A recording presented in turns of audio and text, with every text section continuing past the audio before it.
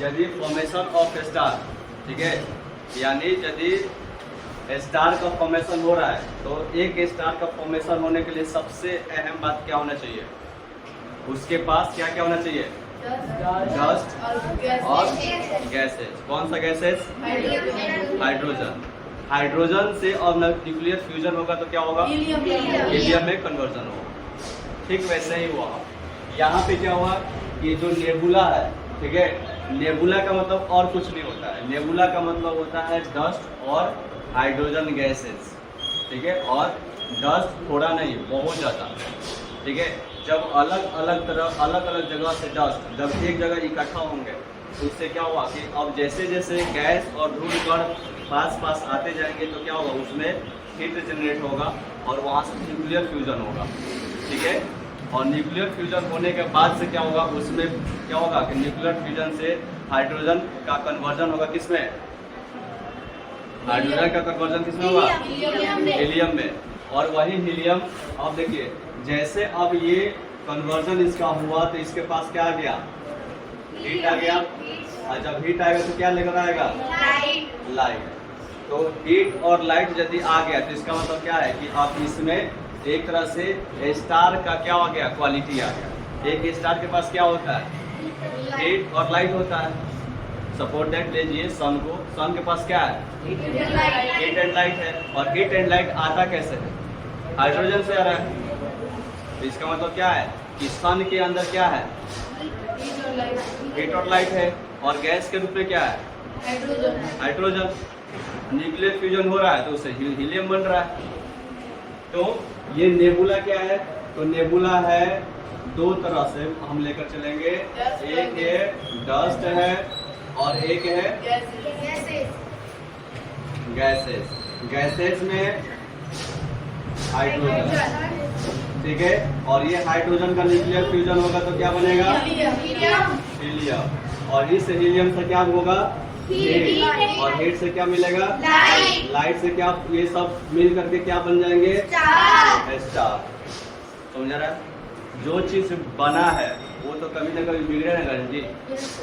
जिसका जन्म हुआ है उसका मृत्यु क्या है, निश्चित है। तो अब यहाँ पे स्टार का क्या हुआ, स्टार का यहाँ पे बर्थडे हो गया ना जी, बर्थडे हो गया ना, जन्मदिन हो गया ना स्टार का। अब ये कभी ना कभी तो इसका क्या होगा, मृत्यु होगा। तो इसका मतलब क्या है कि एक स्टार का जब मृत्यु होने वाला रहेगा, ठीक है, तो इससे हम क्या समझेंगे कि अब स्टार के पास जो फ्यूल थे और वो क्या होगा, खत्म होगा। समझ रहा है ना। तो फ्यूल का मतलब क्या है कि हाइड्रोजन गैस है कि नहीं, हाइड्रोजन गैस जो हीलियम में कन्वर्जन हुआ था, अब वो क्या होगा, इसके पास अब फ्यूल कम होंगे। तो कम होंगे तो क्या बनेगा, रेड जीएंट। समझ आ रहा है कि नहीं रहा। अब रेड जीएंट क्या होगा, रेड जीएंट क्या होगा कि जो सन का मासेज है, ठीक है, सन का मासेज है, यानी सन का जो मास है उससे यदि ये छोटा होगा तो क्या बनेगा, व्हाइट डॉर्फ। मतलब कि ये फ्यूल क्या हो जाएगा, कम हो जाएगा तो रेड जीएंट बनेगा। फिर इसमें इससे थोड़ा फ्यूल कम होगा तो क्या बनेगा, व्हाइट डॉर्फ। और इससे थोड़ा फ्यूल पूरी तरह से खत्म हो जाएगा तो क्या बनेगा, ब्लैक डॉर्फ।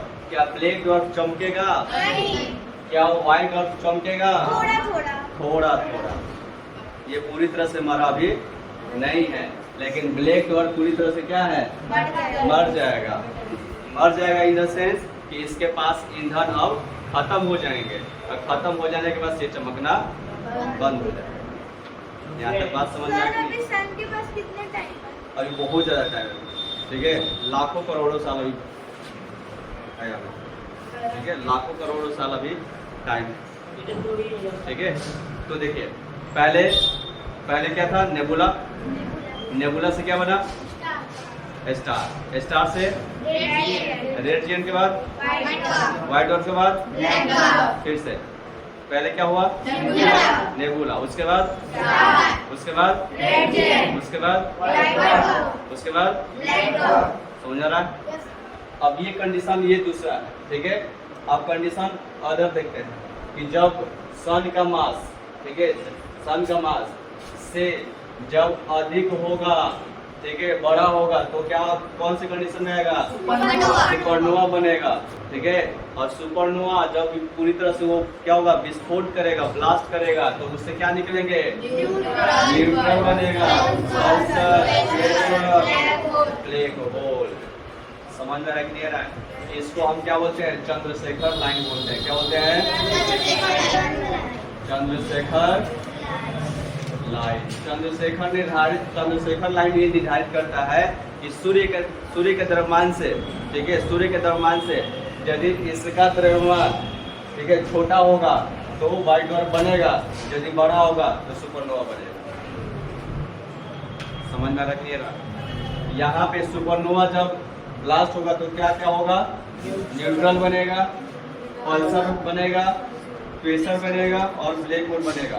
पल्सर की गति इन सब में सबसे तेज होता है, बहुत तेज, हाँ, बहुत तेजी से घूमता है। समझ रहा है कि नहीं? और ब्लैक होल की डेंसिटी बहुत हाई होती है, ठीक है, इसका घनत्व तो क्या होता है, बहुत हाई होता है, हाई डेंसिटी का होता है, ठीक है, उच्च घनत्व का होता है। यहाँ तक बात समझ में आया कि नहीं आया, ये पूरा समझ में आया कि नहीं आया, क्लियर? ये है हमारा नेबुला। क्या है ये, नेबुला। नेबुला हम लोग देखे थे कि डस्ट और गैसेस का बना होता है, अलग अलग दूर से क्या हो रहे हैं कि ये डस्ट और हाइड्रोजन गैस एक साथ आ रहे हैं, और सभी जब एक साथ आएंगे, ये पूरा एक साथ आ रहे हैं, तो क्या हो रहा है, यहाँ पे न्यूक्लियर फ्यूजन होगा। क्या होगा, न्यूक्लियर फ्यूजन होगा, और न्यूक्लियर फ्यूजन होगा तो क्या होगा, ब्लास्ट होगा। ब्लास्ट होने के बाद से क्या होगा कि उसमें अब हीट और लाइट जनरेट होगा, जिससे क्या बनेगा, स्टार बनेगा। यहाँ तो बात समझ में आया? देखिए ये स्टार, इससे क्या होगा, पूरी तरह से फ्यूजन हुआ, और फ्यूजन के बाद से क्या हुआ, इसमें लाइट भी आया और हीट भी आया। तो अब बताइए, पहले हीट आएगा कि लाइट आएगा? पहले हीट आएगा। पहले हीट आएगा, और जैसे हीट आएगा वो अपने पास लाइट तो लाएगा, ठीक है। जहाँ हीट जनरेट हो रहा है वहाँ पे लाइट ऑटोमेटिक आएगा। यहाँ के पास समझ में आया? आगे बढ़े तो स्टार का डिफिनेशन देखते हैं। पहले नेबुला का देखते हैं। Nebula, nebula is a vast, nebula is a vast, nebula is a vast cloud of gas, ठीक है, and dust in space. Space मतलब क्या होता है, समझा रहा है ना? तो नेबुला के अंदर क्या होता है, तो हमेशा याद रखिए, क्लाउड ऑफ डस्ट गैस होता है और क्लाउड ऑफ डस्ट होता है। यहाँ तक समझ में आया? आगे बढ़े।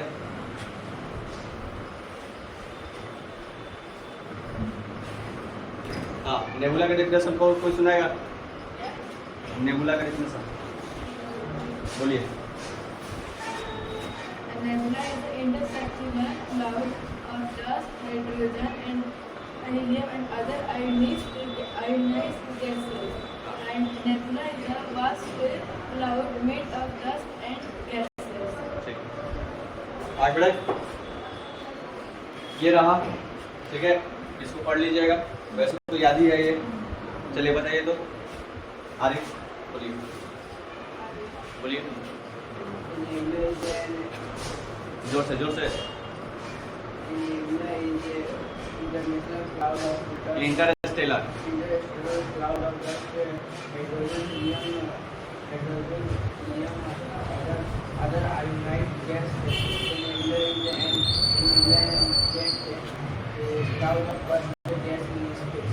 बहुत बढ़िया, ठीक है।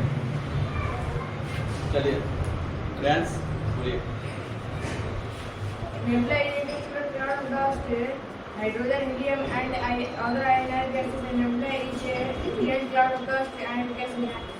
ठीक, बोलिए। A nebula do not last helium, hydrogen, and other ionized gas. A nebula is a giant do not burst of gas in space. Rishika, नहीं, सिर्फ नेबुला। इंटरस्टेलर क्या हुआ?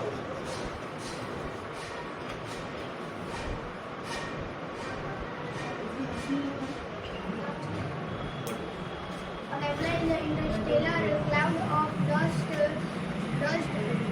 hydrogen, helium, and other white gases. Ionized Ionized gases. Nebula is a cloud of dust and gases in space. बहुत बढ़िया। रात Nebula is the interstellar cloud of dust, hydrogen, helium, and other organized gas. Nebula is the cloud of dust, and gases and gases in space. A nebula is the interstellar cloud of dust, hydrogen, helium, and other joint gases. ionized Ionized gases. Or a nebula is a giant cloud of dust and other gases in space. ठीक, बहुत बढ़िया। लगभग लगभग सबको याद है और तो कोई दिक्कत नहीं है, याद है? ठीक, आगे बढ़े। स्टार पता है ना? स्टार का तो अभी बात हुआ कैसे फॉर्मेशन हुआ। अब स्टार का डेफिनेशन हम लोग देखते थे, स्टार है क्या, है कि नहीं? तो स्टार का इससे पहले हम लोग देखे थे, देखिए star is an astronomical object. Star is a astronomical object होता है, ठीक है, जो consisting of a luminous sphere of plasma held together by its gravity. The nearest star to Earth is the sun. यानी पृथ्वी से सबसे नजदीक का जो तारा है वो क्या है? सन है, ठीक है। तो अब इसमें देखिए, इसमें क्या है कि इसमें हम लोग देखेंगे ये वाला line consisting of luminous sphere, ठीक है, स्फीरॉइड ऑफ प्लाज्मा हेल्ड टुगेदर, तो एक साथ होते हैं। प्लाज्मा मतलब क्या होता है? प्लाज्मा मतलब क्या समझते हो? लिक्विड अवस्था, जो लिक्विड स्टेट होता है उससे थोड़ा सा और गाढ़ापन, ठीक है, और उसमें क्या होगा? थोड़ा गाढ़ापन होगा, जिसको प्लाज्मा फॉर्म कहते हैं, ठीक है। प्लाज्मा फॉर्म मतलब क्या हुआ कि जैसे आग की जब लपटें निकलती है ना, आप लोग लावा देखे हो? कहाँ देखे हो? ठीक है, तो वही तो बोल रहे हैं, कहाँ देख लिया आप लोग? तो इसमें क्या हुआ, जैसे वल्केनो मतलब कि इरप्शन होता है, ठीक है, वल्केनिक इरप्शन होता है, तो उसमें क्या होगा कि वल्केनिक इरप्शन होगा तो उसमें से जो लावा निकलता है, ठीक है, तो वो प्लाज्मा के फॉर्म में बहता है, ठीक है। ठीक वैसे ही सूर्य के अंदर क्या होता है? पूरी तरह से आग जो होता है प्लाज्मा के फॉर्म में धधकता हुआ रहता है, ठीक है। वो तो वही चीज है कि ल्यूमिनस मतलब क्या हुआ? लाइट। ल्यूमिनस मतलब लाइट। स्फीरॉइड ऑफ प्लाज्मा जो क्या होता है? हेल्ड टुगेदर, एक साथ, ठीक है, एक साथ रहते हैं। ऐसा नहीं है कि उसमें जो लपटें निकल रही है तो लपटें बहुत दूर दूर तक जा रही है, ऐसा नहीं है। क्यों? क्योंकि इसका भी क्या है, ये इसका भी ग्रेविटी की वजह से सब आपस में क्या है? एक पास है, वो बहुत दूर दूर तक जाकर गिर नहीं रहे हैं, मतलब जा करके आ नहीं रहा है, जहाँ तक लपटें जा रही है, लेकिन उसका ग्रेविटी इतना तगड़ा है कि वो बहुत दूर तक जा करके और रह नहीं रहा, वो फिर से क्या हो रहा है? उसी सर्किल में उसकी लपटें रह रही। समझ आ रहा है कि नहीं आ रहा? इसलिए हम लोग दूर से देखते हैं तो सिर्फ हमें जो सन है वो कैसा दिखता है? राउंड शेप में दिखता है। लेकिन जैसे हम लोग उसके नज़दीक जाएंगे, वैसे तो नज़दीक जा नहीं सकते हैं, लेकिन मान लो कि नज़दीक जाकर हम लोग देखते हैं तो क्या होगा कि वो पूरी तरह से धधकता हुआ आग होगा और प्लाज्मा के फॉर्म में होगा, उसकी लपटे हुए निकलते हुए हमें समझ में आएगा। यहाँ तक बात समझ में आया? रेड जेंट क्या था? जल्दी बताइए। डाइंग स्टार था, यानी डाइंग स्टार का मतलब क्या हुआ? मरा हुआ, यानी अब उसका फ्यूल खत्म हो रहा है।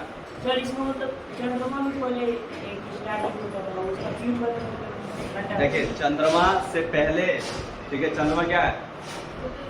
सैटेलाइट है ना, सैटेलाइट है, तो पहले सैटेलाइट से पहले बात कीजिए प्लैनेट की, है कि नहीं? तो प्लैनेट से देखिए, पहले सैटेलाइट की बात हम डायरेक्ट नहीं करेंगे, इसलिए कि सैटेलाइट से पहले प्लैनेट है कि नहीं? प्लैनेट आया तो सैटेलाइट हुआ, ठीक है? आज यदि प्लैनेट की बात कर रहे हैं तो उससे पहले हम किसकी बात करेंगे? स्टार की। बताए थे ना कि एक बहुत बड़ा जो स्टार था, या ये कह लो कि बहुत बड़ा एक क्या बोलते हैं उसको, एस्ट्रोनॉमिकल जो मतलब कि एस्ट्रोनॉमिकल ऑब्जेक्ट जो है, उसके आने से उसका जो विखंडन हुआ वो अलग अलग टुकड़े में क्या हुआ, विभक्त हुआ या डिवाइड हुआ, ठीक है? और वो बहुत ज़्यादा गर्म था। दिन पर दिन क्या हुआ कि वो ठंडा होता गया, तो जो ठंडा हो गया वो प्लेनेट के रूप में हो गया। मानव को रहने के लिए, जीव जंतुओं को रहने के लिए लायक बन गया, तो उसको हमने प्लानेट कह दिया, है कि नहीं? और जो गर्म रह गए, ठीक है, कभी वो ठंडा नहीं रहे, तो उसको हम आज स्टार के रूप में देख रहे हैं। समझ रहा है कि नहीं रहा? तो देखिए, a red giant star is a dying star, यानी जो रेड जिएंट है वो क्या है, एक मरा हुआ स्टार के रूप में हम लोग देखते हैं, है कि नहीं? In the last stages of stellar evolution in only a few billion years our sun will turn into a red giant star. हमारा जो सन है वो अब किस में कन्वर्ट होगा? रेड जिएंट। यानी हमने क्या बोला कि नेबुला, नेबुला के बाद सन, सॉरी नेबुला के बाद सन वही मतलब स्टार, तो नेबुला स्टार, उसके बाद से रेड जिएंट। उसके मतलब कोई भी स्टार होगा तो उसकी अगला नेक्स्ट स्टेज क्या होगा? रेड जिएंट। यहाँ तक बात समझ आया?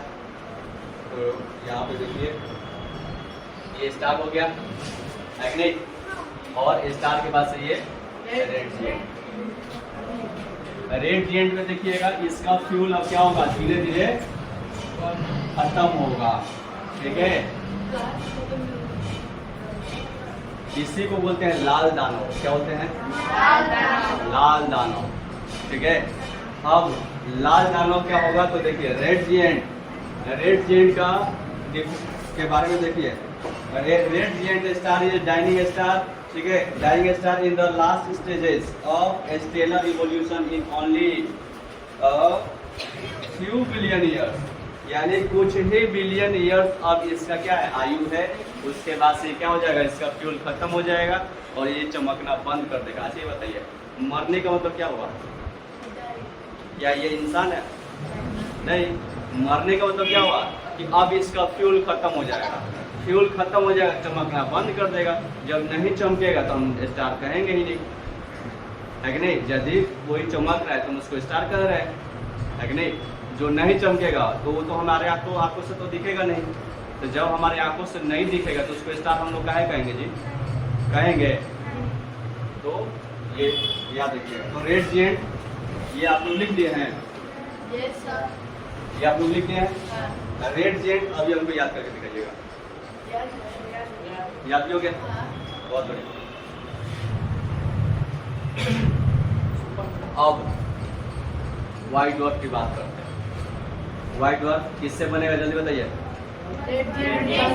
रेड जिएंट से बनेगा। तो फिर से एक बार याद कर लीजिए, सबसे पहले क्या बना था? नेबुला के बाद स्टार के बाद रेड जिएंट के बाद उसके बाद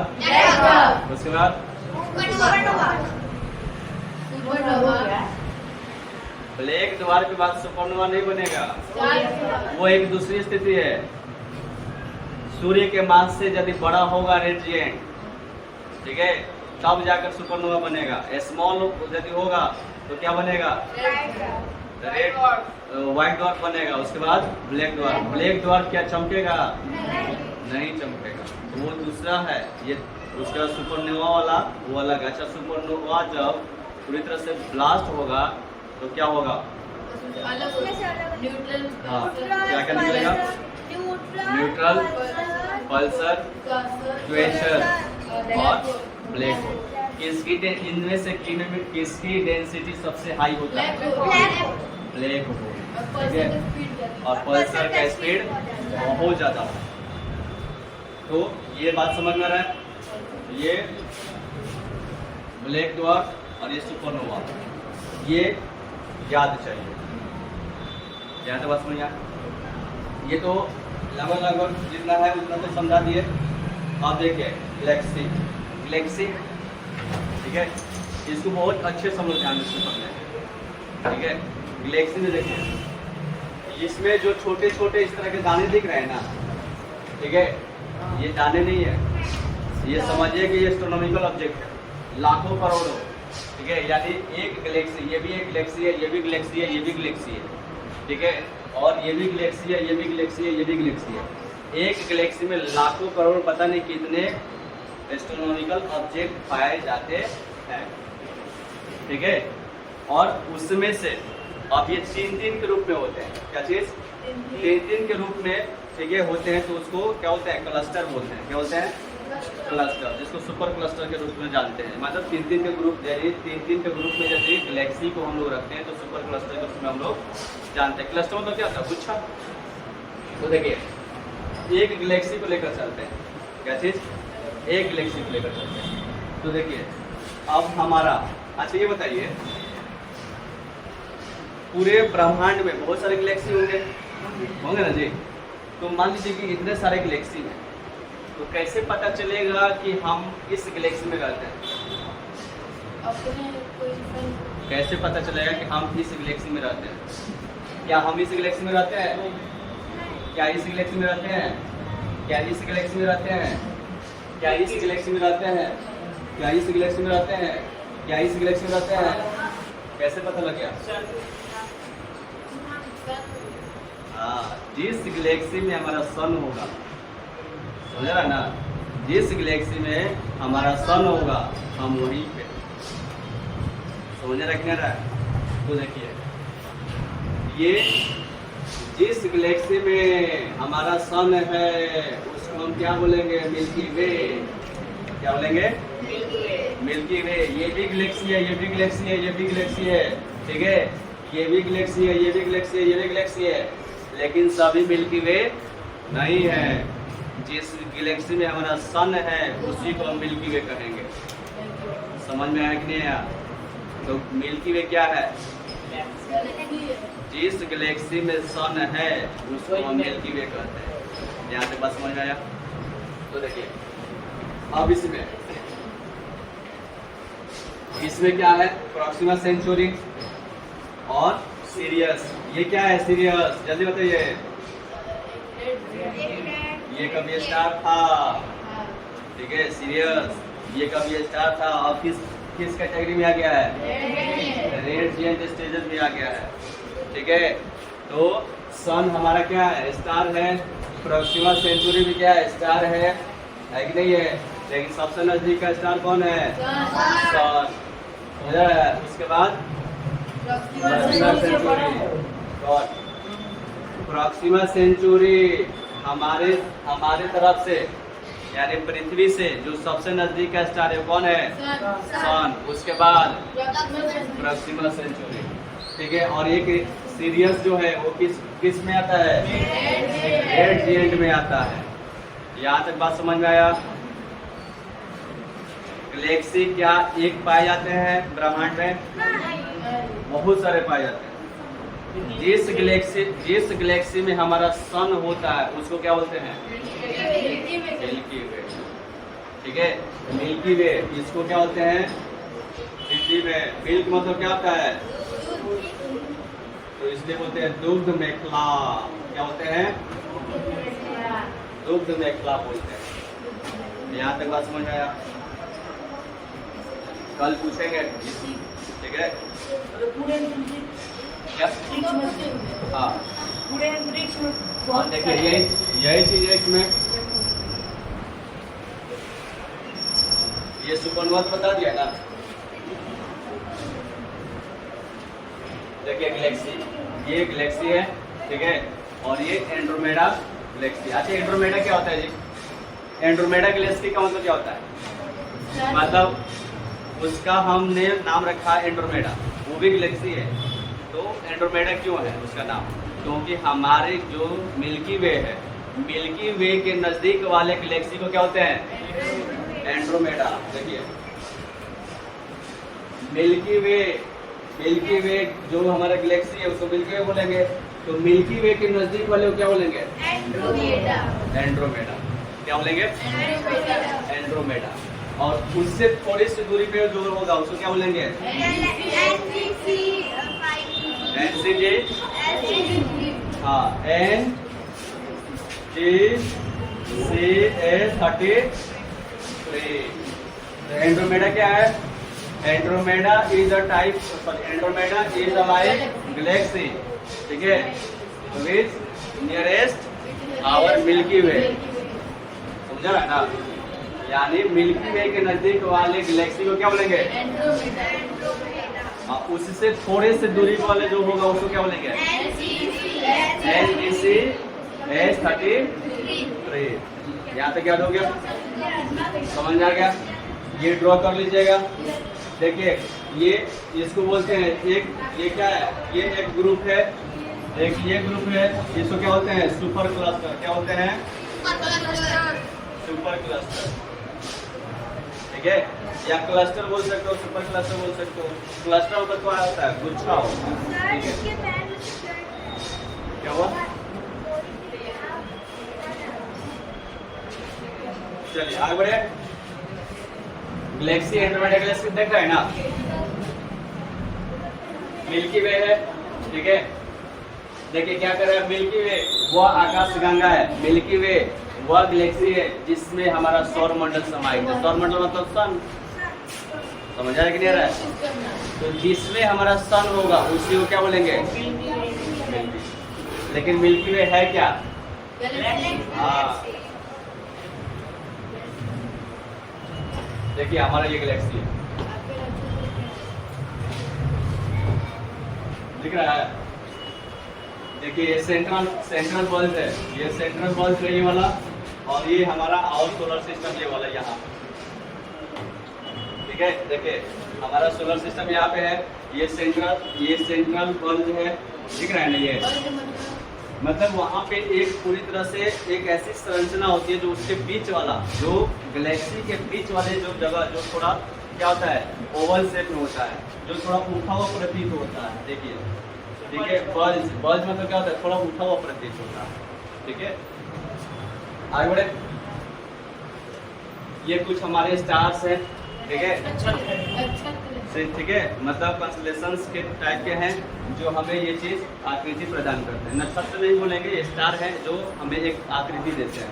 ये आकृति हमें आसमान में खूब बढ़िया से क्या होता है? दिख जाता है। मतलब एक तरह से हम क्या बोलते हैं? नक्षत्र नहीं बोलेंगे इसको, ठीक है। जैसे राशि अगर होता है ना, राशि, ठीक है, स्कॉर्पियो, लिब्रा होता है ना, ठीक वही है, ठीक है। पूछ रहे हैं आप तो दिख रहा है ना? ये हमारा क्या है? ये हमारा सन है, सन है ना? देखिए ये हमारा सन है, ये हमारा क्या है? अर्थ है। अर्थ इसका क्या कर रहा है? रिवोल्यूशन कर रहा है ना? और ये हमारा क्या है? कंस्टेलेशंस है, ठीक है। हमारा ये कंस्टेलेशंस है। मान लीजिए कि कोई व्यक्ति है, मान लीजिए कोई व्यक्ति, किसको ले लें? मान लीजिए कि यहाँ पे ये कोई बी है, ठीक है, बी नाम का कोई लड़का है, ठीक है, और ये पृथ्वी घूमते घूमते घूमते घूमते कहाँ पे चली आई? यहाँ पे आई, ठीक है। पृथ्वी यहाँ पे आ गई और पृथ्वी यहाँ पे आई, और यहाँ पे क्या हुआ? बी नाम के लड़का का जन्म हो गया, तो उसको ये वाला नक्षत्र क्या होगा? देखा जाए। समझ आ रहा है कि नहीं आ रहा है? तो इस तरह से ये चीजें याद रखिएगा। बोलिए, इतना बात समझ में आया? मतलब पृथ्वी यदि यहाँ पे है और इन्हीं का यहाँ पे जन्म हुआ, तो उसके सामने जो नक्षत्र होगा, ठीक है, वही राशि उसका होगा, वही नक्षत्र होगा उसका, ठीक है। आगे बढ़े।